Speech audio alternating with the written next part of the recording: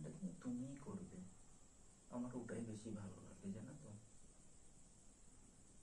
তোমার মতো মতো সুন্দর মেয়ে একটু সেটা করবে, কুছ করবে, তবে মজা আসে না।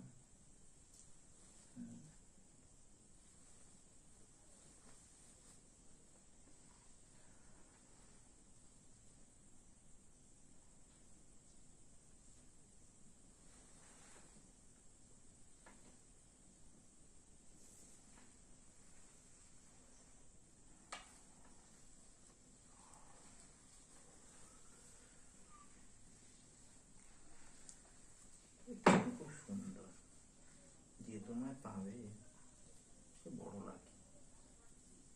ভালোবাসো,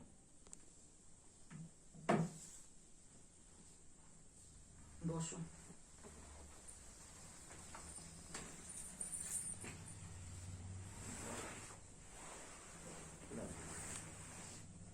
তাহলে মোটামুটি বুঝেই গেছো যে কি করতে ডেকেছি, কেন ডেকেছি, আর বুঝিয়ে বলার দরকার নেই।